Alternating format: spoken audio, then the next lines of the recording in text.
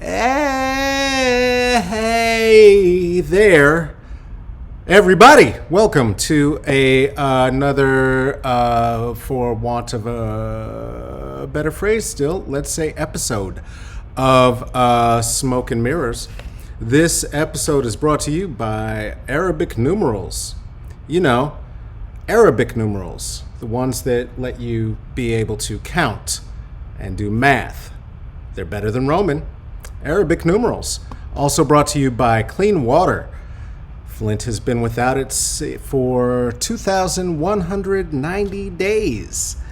You need it to live. Clean water.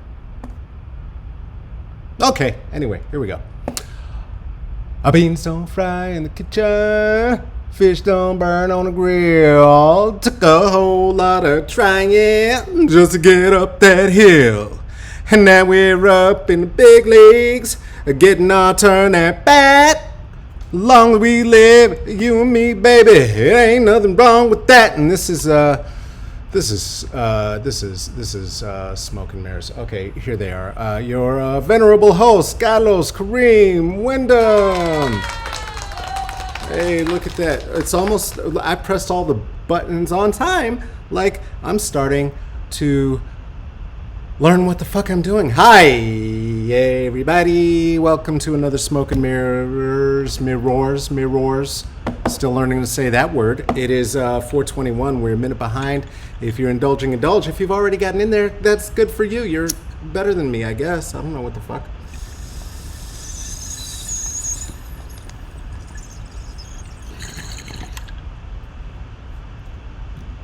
Oh my God. And that is how we know we're here. Hey, how you doing?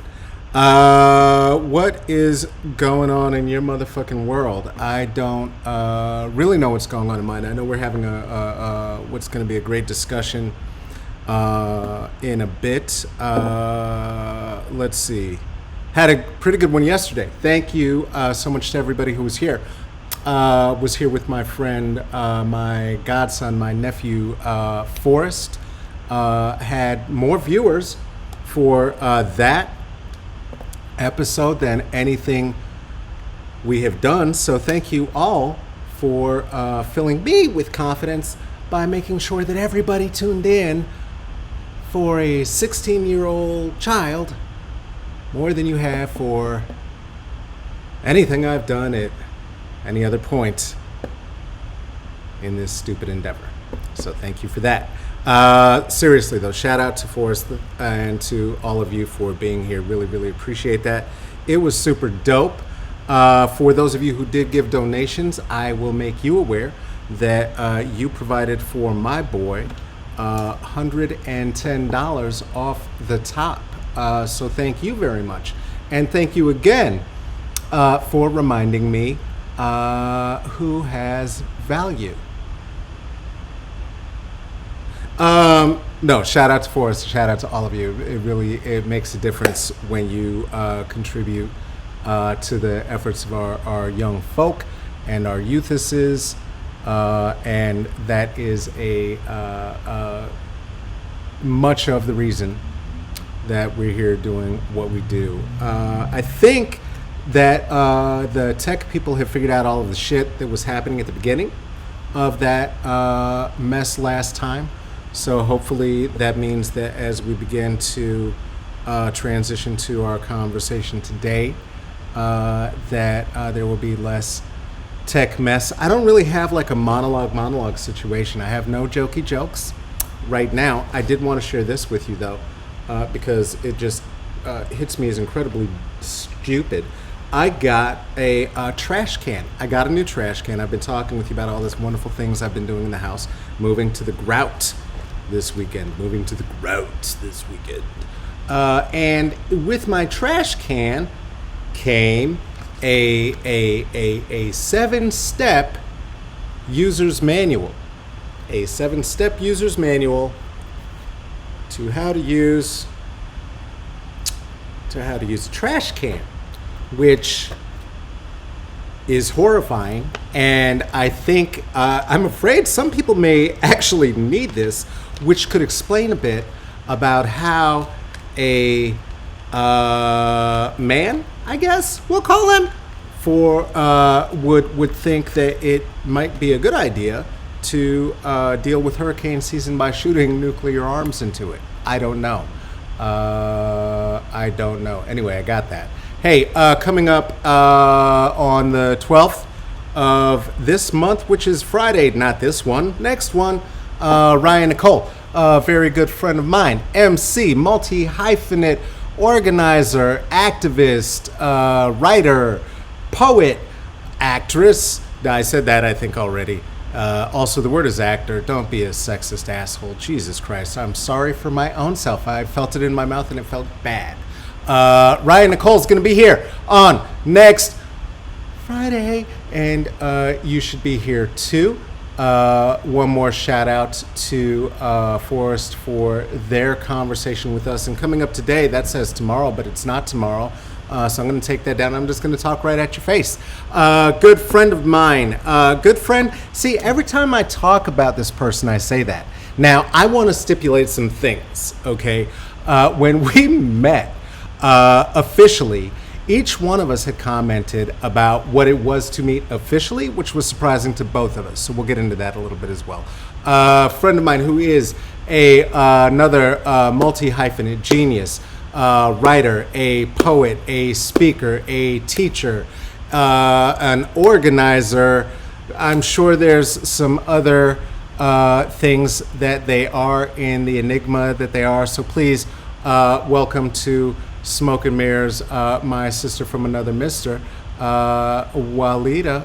Hey, how you doing there? How you doing? I am loving. I was like, do I have to talk? Can I just sit back and enjoy this? You want some more accolades? I got more for you.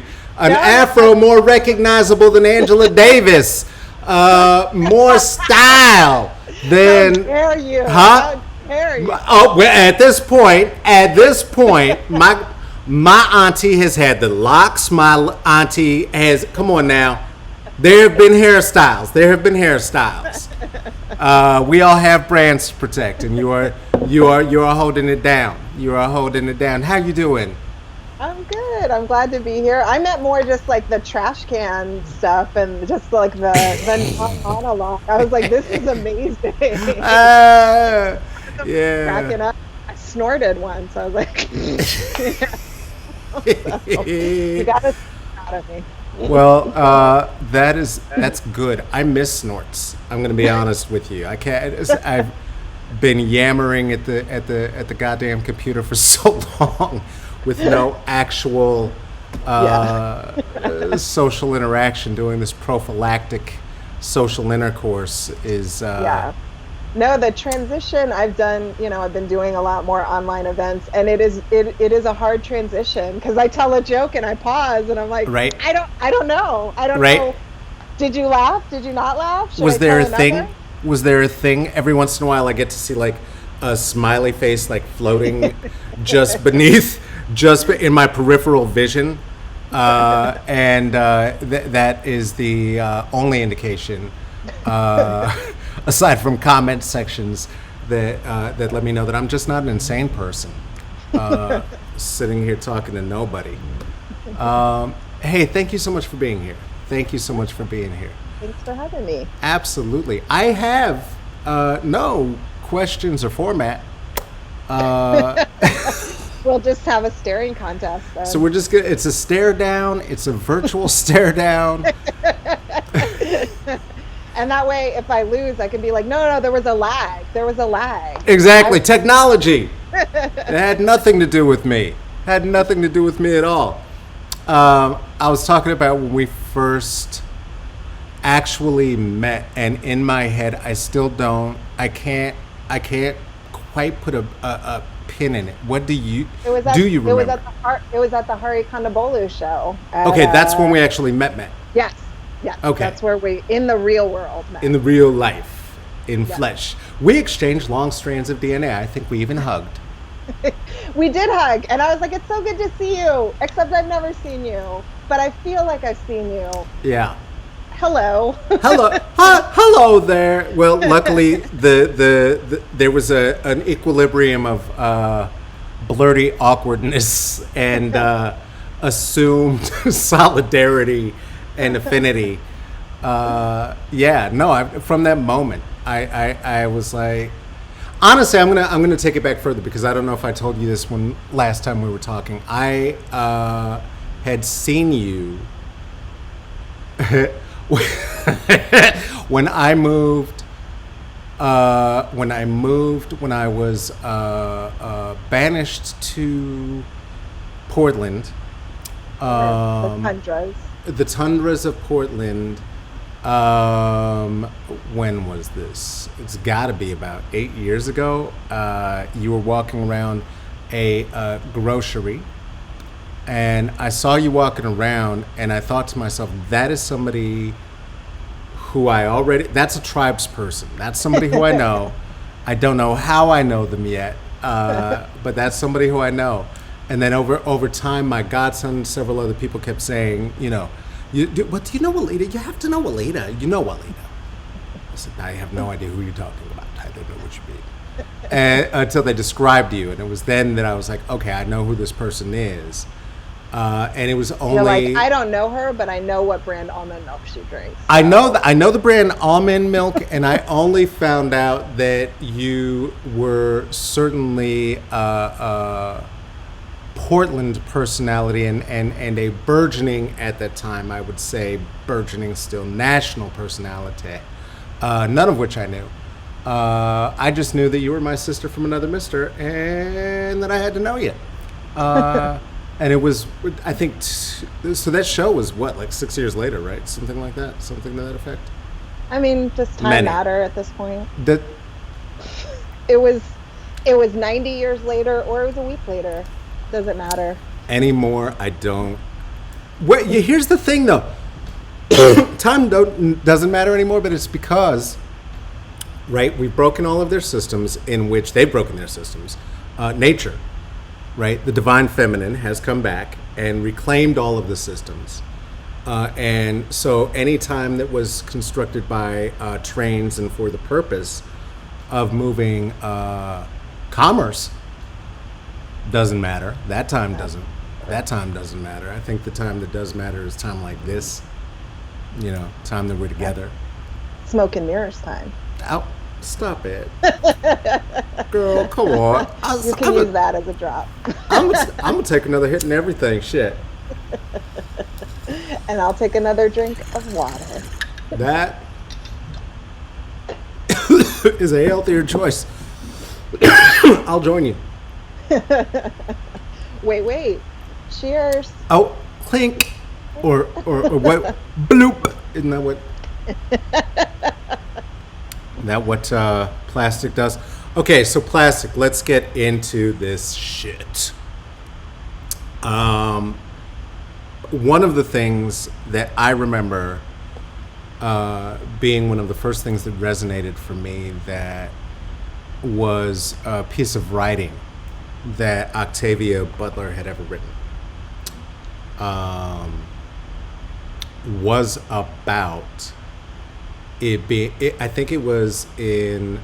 See, I almost want to run over to my bookshelf now. I don't want to do it. I know it was either in Imago or Dawn. How do you say that? Imago or Imago? Does anybody know? Imago. Okay, or Dawn, and when she was talking about the human race wrapping ourselves in plastics, right? And plastic being completely toxic, and yet being completely ubiquitous. Right. And as we just blooped. Sure, our bloop made you think of that. Absolutely. It did with our healthy water, our Flint-free water. That was one of the first writings that spoke to me, that I remember, that I was like, oh shit, what am I reading right now, right? And of course led to reading every word that was ever published, then words that were not published, and then words that maybe shouldn't have been published. And the last book is fine. It's fine. And Wait, which book are you talking the about? one about, what was the one about the little girl vampire who was like 800 years old? Fledgling was amazing. Uh-huh. Oh, okay. Uh-huh. Talk This to me. has Talk been to me. great. Talk This to me. has been great. No, Talk to I'm me. joking.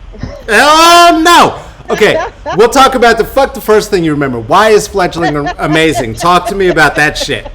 Explain that to Okay. me. I need someone to defend this shit because aside from making me so wild uncomfortable, and certainly some of it has to So do uncomfortable. with the patriarchy and all of the rest of it. A lot of it had to do with the age of the body of the very old character and the hypersexuality of the book. Why? And the unfinishedness of the book. You could tell she didn't finish, but why was it good? No, Tell she me why it did was great. finish that. Did she? She finished that I one. thought her Yeah. editors finished that. Did I have that wrong? I don't.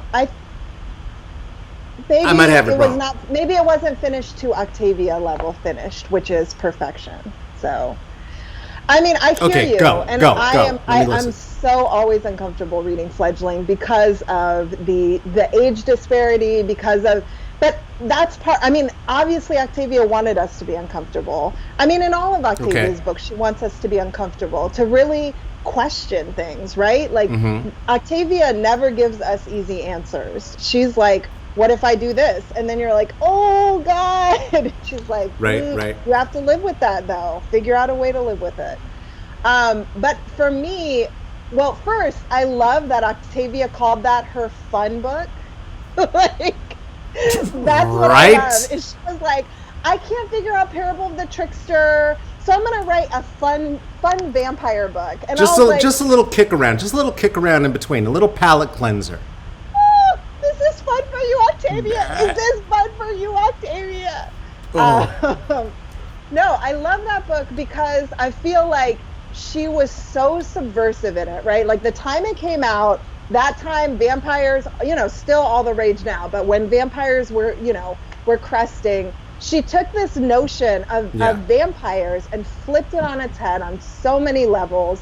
I think for me, one of the biggest pieces is such a beautiful exploration about the concept of interdependency and saying that the notion of being independent actually makes us ill and like destroys us. And that it is absolutely, and I think part of the mythos around hating vampires is because they need other creatures to exist, right? Like they need humans to exist. They cannot be self-sufficient. And so we hate them. They're parasites. They give nothing back. But in this, they're interdependent. Yes, the vampires need them. The humans gain things from that connection. And I think it's just such an incredible way to explore the idea of interdependence that is very subversive and like sneaks in. And you're like, maybe vampires aren't that bad. And then you're like, oh shit, should capitalism fall though? Yeah, right.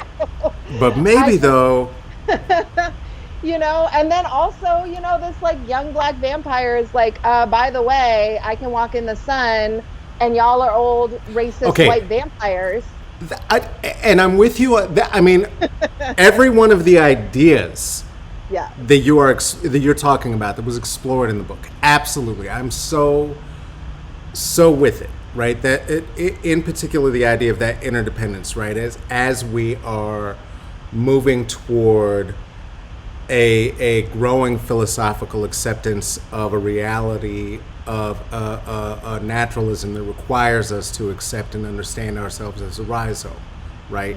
There is no one part that gets to be or do without the others. If there is one part that is ill, every part is going to be ill, right? And that it is, as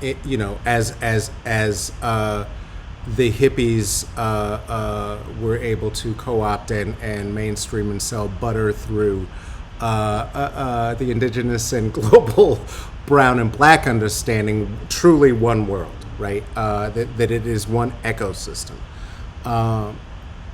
The ideas around, because I'm a comic book nerd too, right? Like, so of course the whole bladeness of like, yeah, I'm a day walker, I could get up in this shit, you know what I'm saying? Female presenting, Vampire, yes, sis. Really, it was like, you read it, you was like, yo, this is an Octavia Butler book. This is my joint. I'm with this. Yeah, because the thing is like every Octavia book has things that I am incredibly uncomfortable with, right? Like, I mean, you're talking about Dawn, Imago, the Lilith's Brood. I'm like, oh, like Lilith's Brood is just the biggest to me. Like, oh, what would I do? Yeah. You know, I mean, I think that is one of the huge gifts that Octavia gave us. And I think, you know, in some ways, like Parable of the Sower, you know, which is often people's entry point into Octavia, is the easiest entry point because the lines are very clear, right? Like, I'm like, okay, if you don't want to be Lauren Olamina in Parable of the Sower, I don't know that I want to be your friend. Right? There was a hero. There was a perspective. You're right. And yes. You know, and we could have, you know, I mean, we could have L. Ron Hubbard that, right? And some people have, where they're like Earthseed and, you know, these Parable of the Sower and our. But then she gave us Parable of the Talents, which completely demystified, knocked Lauren from her pedestal. And when I read that's my joint. Yes, it does. Yes. I was like, Lauren is trying to save the world, though. Give her some slack. But I was like, we need this. Like, but she ain't getting no slack. She ain't getting no slack until the very, very, very, very last of it, and she earned that shit. It felt so good to get to it. And of course I'm not gonna say it, but to get to it after both of the. I mean, they're tomes. Do you know what I mean?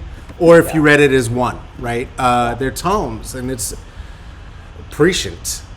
Yeah. But I think, you know, again, even though, you know, there is sort of a redemption for Lauren, we have to let go of our idolization of Lauren. If you read Parable of the Talents, you cannot make Lauren into this sort of mythic revolutionary hero, which is what we want. Right. And so Octavia always did that to us, right? She gave us enough hope, enough vision, enough principles and values to do what we want. But she's like, but we in the real world, boo-boo, even though there are aliens or vampires or it's in the future, like, this is the real world. And so you're going to have to deal with real world shit. And you're like, but I want comic books. And she's like, yeah, that's no comfy moments. No, I do dystopian. I do questioning. This is what we do, boo-boo. You want that? You want that? Go watch Star Trek. Get the fuck out of here. You ain't in the right place. You ain't in the right place. You ain't in the right place at all. G. Roddenberry got you. It's good. It's good. Well, let me ask you. Go ahead. No. Say what you want to say. Say what you want to say. No. Well, I was going to ask you what your favorite Octavia Butler is. Oh, man. Oh, God. Well, one, as soon as you asked me that, every title flew from my head because I know who I'm talking to. And so I'm like, ooh. I've got them all here behind me. You guys see, right? All of mine is over on the shelf, and I want to run over and go grab one. What was her first book? I can't remember the name of it now. God damn it. The character was flipping back and forth to the Civil War. Kindred. Thank you so much. Kindred. So Kindred, I don't have a favorite. They all have different like life moments for me, right? So Kindred happened for me. I was living alone, with a roommate, but I was living alone essentially for the first time in Oakland, over by Laney College. And Kindred was really my introduction to her. I leapt from there into the far-flung futurism books, and whilst I was reading those, I ended up on tour with Omar Sosa. So as I was reading these books about being in pods and flying over the world and whatever, I was like trapped in a little plane, like squished in between people. Like, yep, pretty much. This is life. This is what the and ultimately, I mean, the Parable series is my heart. It's everything for me. But Kindred, the illustrated version of Kindred is also fun as again, fun. That's fun. Yeah. But really Damien good. Duffy and John Jennings, like the graphic novel Kindred is so incredible. My God. And that was also, I have Kindred. I'm like, there it is. Kindred right here. And this is the first Octavia Butler book I read as well. Okay. And I found it in high school in a used bookshop, and it was the first, because I would just sit. Is it that copy? That copy of it? This one, yeah. Yes. And it was the first time I had seen a black woman's face on the cover of a sci-fi book, and I was like, so I already love Sold. this author, and I'm gonna read everything she wrote. Yeah. And then I'm just like bragging right now, but I got it signed by Octavia when I met her, and I told her the story of the book, and I was like, I was a little black girl, and I found this book, and you like changed my life, and she man, that means everything. Listen, so equal humble brag, and I, because this is us talking, and nobody's watching anyway. Who gives a fuck? I got to. I was invited to look at her archives and to look at the archives that are now being displayed and the ones that are being brought down to Oakland. They were laying out the placards and asked me what I thought of, between this set and this set, what do you think should go, right? That's not why I was there. It was just extra treat, and I got to look at it and touch it. But as I got my hands on this notebook that she had, right, of just, grocery list, fucking whatever, nothing. Right. The floor is dirty, I need to beep, right? But it was her handwriting. Girl, I started weeping. I had to be like, look, I'm not touching anything else for 1 second. Could you just give me some tissue? I don't want to mess anything up. You're like, I won't contaminate it, I swear. I know. Give me gloves. Yeah, when, we could still do things. We were both like, yeah. Yeah, fun time, because Octavia was right. Auntie. All right, so let me ask you this. I'm going to ask you a few very fast things, and then I'm going to let you go. And I thank you so much for spending this time, because I'm not paying attention to how much time we're spending, and I appreciate it. But time doesn't exist. So, where were you born? I was born in Fort Dodge, Iowa. Okay, so how did you find yourself left here? left behind. That's not fair. Listen, I love it here. I love our black brethren, sisterin, nimblings, and siblings who are here, who are from here, who have, and I've been blessed to been given any kind of entree into the community at all. And so many of us are carpetbaggers brought in by the whites to displace, in particular, the black folk from here. And so I want to acknowledge all that as I'm saying that. As I'm saying that, those whites are the reason that I am saying the things I'm saying so disparagingly about Portland. Yeah. So how did you end up here? So I wasn't in Iowa for very long, and I spent most of my time growing up overseas as a kid on military bases. Mm-hmm. And so, because the military disproportionately recruits folks of color, the places I grew up, even when I lived off base, I went to school on base and we shopped on base. So my communities were very brown. And so we moved to Springfield, Oregon for me to finish out high school. Hey, famous ass Springfield for reasons. That was rough. It is not like The Simpsons, y'all.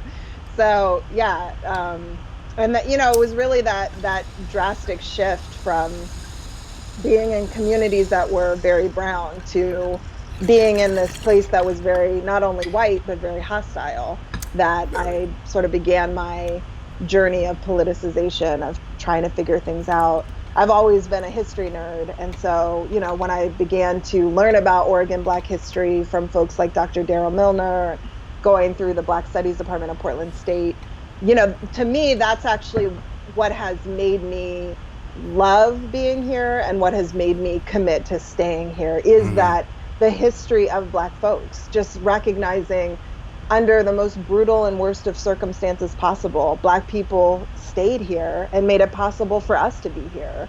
And, I guess part of it is also my stubbornness of like, nah, you're going to have to deal because we carved out space. And so I'm going to take up some space. I love forcing space. It is, girl. Listen, when I was at college, there was this white girl in one of my philosophy class. She hated having me in class. Loquacious, big word using, have a nigga just all up in her face, just blah blah blah blah blah blah. I could see every time I raised my hand, her head went down, whatever. She was the head of the student Republican. I don't even know what the fuck it was, right? And so my father, in the 1960s, right after Nixon had registered Republican with the idea that was being pushed forward by the Panthers or whatever, that if enough of us register Republican, then we can have a vote and say over who's going to be the Republican candidate as well. And then we can get the lesser of these monsters to be fuck up their whole shit, was his idea. And then, life. So what that did mean, though, is that he got invited to like a lot of like fucking Lincoln dinners and shit like this. And so I went with him knowing she was going to be at this shit, and walked up over to her table and just like, hey, how you doing? How's everybody? We good? We good? All right, good to see everybody. Just want to make sure we saw each other, had a chance to appreciate each other, and I'll see you back in class. You're like, just wanted you to see this. Just in case, right here at your dinner. Where you don't want enjoy me. Your dinner now. Where you don't want me. Enjoy your chicken cordon bleu. Yeah. No, I love that. So when did you start? Okay, I'm guessing because you said you were military brat that you were a vociferous reader for want of human child friends. Is that? Wow. Thank you. That's to cut to the core. To cut to it.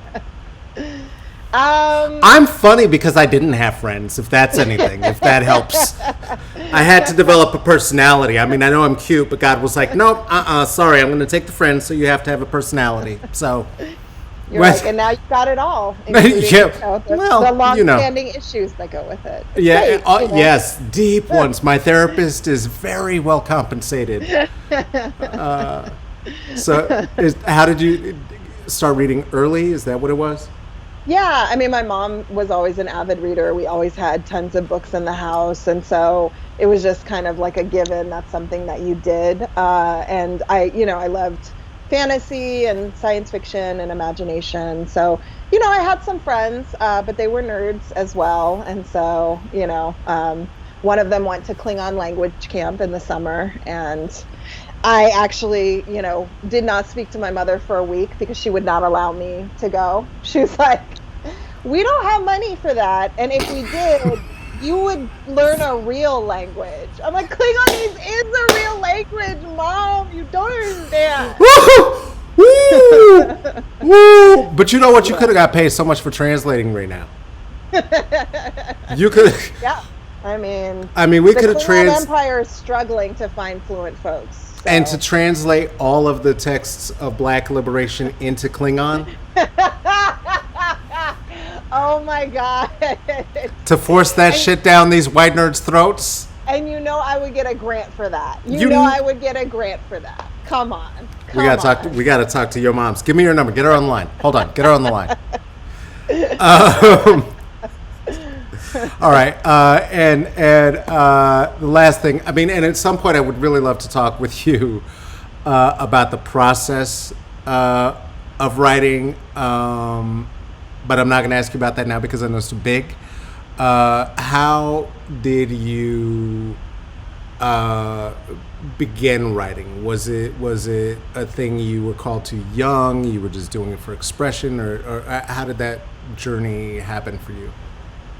Yeah, I mean, I think I've always been a writer since I've been able to write. And even since before then, my mom gave me like one of those giant tape recorders with the slide out handle, that you could like knock out 12 people with. Just, hell yeah, dude! But she gave me that because, I talked a lot as a child, and she was like, please just go talk to your tapes. So there are tapes of me with an entire show at like 3 where I'm like, interviewing myself and like singing and doing. I knew we knew each other. So I feel like I was storytelling well before I knew how to write. Yeah. So but yeah, I think I've always been a writer. I worked on journalism in high school. I wrote fantasy novels when I was in middle school. But it really wasn't until I began being politicized, learning about especially, Black history and Black struggles for me, and then the history of oppressed peoples and the struggles for liberation, that, writing became not just a way to entertain myself, but a way to survive and a way to try and change the world. And I think, being lucky enough to find writers like James Baldwin and Toni Morrison and Assata Shakur and Octavia Butler and so many very young was very lucky for me, because I realized very early on just the immense power that language and words have to to transform the world and everyone in it. Yeah. Girl, you speaking my language. I threw on James Baldwin, I Am Not Your Negro for kicksies, right? For fun this morning while I was just, what am I doing? Just nothing. I'm just going to throw this on. Why not? Why not? For fun, for background noise. Baldwin being like, it's been rough, but it will be okay. It will be okay, and we're going to keep fighting. And watching him just decimate those fucking conservative assholes. My God. Well, never lose a cigarette from his fingers. Oh, my God. My girl was fierce. Do you hear me? Shit. All right. Honey. Okay, I have a thing of yours in my hands. I'm going to hold it up for fun. This is a thing that you co-edited, right, with Adrienne Marie Brown, Octavias Brood, collection of writers of color, Black writers all, or writers of color. What is it? I've only read like halfway through. Neither. There's I'm only up to. Okay, I've read Gabriel and I've read part of Tunde's piece, I think. Awesome. Well, those are both Black writers. Okay, all right. So who else is in this? It's organizers, activists, and change makers writing fantastical writing, science fiction, speculative fiction, fantasy. And so a lot of those folks had never written science fiction before. Some of them had, like, Terry Bisson allowed us to reprint part of his incredible book, Fire on the Mountain. LeVar Burton allowed us to reprint part of his book, Come on now. He's like the sweetest human being that has ever existed. Oh my God. Tanana Reeve shared her incredible essay on Octavia Butler and social change. So some people, who are in this, who are foundational. Yeah. But a lot of folks were, just people that Adrienne and I knew were holding these incredible visionary futures every single day. And we knew they would come up with fantastical, insightful stories that would help us to build those futures we want. And they did. Dope. Yeah, I love it. Is there anything else you want to plug? You want to let the people know what you're doing or anything else? Yes. Well, next week I'm actually doing a talk on sort of visionary fiction and how do we continue dreaming big in times of crisis. So that'll be online and it's free. Folks can register. So if they just go to my website, which is just walidah.com, or Facebook, or any of those cool. Imperialist tools of control. Any of those, you can find me. I'll be there. Oh God, yeah. Zuck has us. He's got us right here. Yeah. I mean, that quarantine came and everyone, all those people who were like, never mind, I'm out Facebook, you'll never see me again. We're like, Yeah. Hey guys. About face. Let me see how I can get up over here. Let me look at your babies. Let me look at your cat. Right. Send me a recipe. Show me some food, anything. Anything except my walls. All right. Well, listen, thank you so much. Feel free to hang around. I'm going to let you free from camera. Maybe. I don't know what I'm doing. So this happens every time. And then I just fuck off and shit out. Okay, it's only me on camera again. You're still there. I see you. They don't see you. I see you. You don't have to mute yourself. Don't do that. That's weird. That's awkward because they know you're whisper. there. Just to the window. Stop. No, not what she meant at I'll even see your laugh fucking track all. in the background. Stop. You're gonna end up being the co-host. Is what's gonna happen. One more time, y'all. Please give it up for Walidah. Yes. More of that.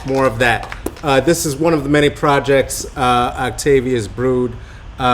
Look up her name, check stuff out. There's more stuff there. That was fucking fun for me. I don't know if it was an interview or a conversation or what. And if you didn't like it, fuck you. We had a good time. That's what that was. Okay, I'm going to say, you know what? Our friend Zena, a regular viewer, says this has been wonderful. So that's good. Thank you. That's good to know, because hopefully anything we're doing matters at all. Hey, guess what? You could become a patron of this nonsense if that were a thing that somehow against your better judgment you wanted to contribute any of your monthly funds to. You could do that. This is at Smoke and Mirrors, CCB. That's for comedy, culture, and bullshit. Pretty easy to remember. The reason that stupid image is there is because that's a real life trading card that guests and patrons get one of. All guests and the first 20 patrons, which means there's only 16 left if you are doing math. Again, if you are, you're doing that because of Roman numerals. Talked about that a second ago in the monologue. You know what? I think that's really everything for today because I'm sure this is well over time. This used to be a 20-minute endeavor. Clearly, you know if you're here that this has exploded into about a half hour to 40 minutes. And when I get to have a fun talk, looks like it's almost an hour. So if you're still here, thanks. And if you're not, completely understandable. If you want to... if you want to look at my dumb face, you could do that. That's IG, elcaballonegrito.com. If you like the words that come out of my brain hole but don't like the sounds that come out of my mouth hole, you can see some of them on Twitter. That's it, Caballo Negrito. This month, I am asking for you to please, if you want to donate to anything at all that is involved with these endeavors, please consider the Okra Project. The Okra Project can be found at PayPal me / the Okra Project / or all over the social medias at Okra Project. See, God fucking damn it! Every time I get to the end, and then I just trip over my own testicles, and it's just a fucking mess. They can be found all over the social medias at Okra Project. Shut up! I'm in recovery right now. I'm recovering this. I got this. This is gonna work. It's fine. This is fine. We can cut this. We'll cut this. We'll fix this in post. You can find them at Okra Project. Okra Project is a group of organizer, activist, growers of food who are committed to making sure that folks who are perhaps in food need of the trans community get that need met. So I don't know, consider throwing them a shekel if you want. Hey, if this has been worth a shit to you, if you like what this is, go ahead and please consider sharing this widely in this community here under the philosopher's tree. We call that passing the J. Please feel free to pass it far and wide. If you want to, you should not, because I will never, ever, ever, ever, ever, ever charge you for whatever the fuck mess this is. You can, it's free. It's true. I'm not going to bogart.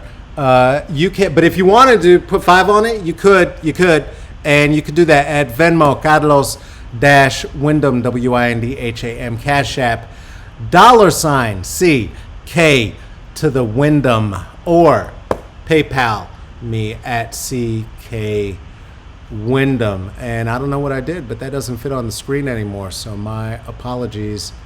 There we go. Now it fits to anyone for whom that's an issue. And I don't know what I just did to fix that or move that, or if it was even fucked up in the first place. So I'm going to get out of here before I make this worse. Thank you so much for being here. This has been Smoke and Mirrors. Hey, Walidah, thank you so much for being here. Oh, this has been amazing. Thank you. This is hey, and before I go, I'm going to say this too, and tell everybody this is also Walidah's fault. We were having coffee. We were having coffee, and I said, hey, I don't know. I'm going to bring both of us on screen and tell people this. Well, there's you anyway. All right, there's us. Because we were having coffee, and I said, hey, I am getting squeezed out of my job by a white lady, and so I got to figure out what I'm going to do, and I don't know what to do. And by the end of coffee, it was you who said, do this. And I still don't know what the welcome world. I still don't know what the fuck that means. But so this is on you. Hey, listen, everyone. This has been Smoke and Mirrors. Thank you so much for spending a little bit of time. Take care of yourselves. Take care of each other. Wash your hands. I love you. Next week, please be back. I will be here with my guest on this day, Ryan Nicole. I will likely be back Tuesday or Wednesday. Probably not going to be here Monday. Look for the answer to that musical question in the group. Okay, bye. Bye.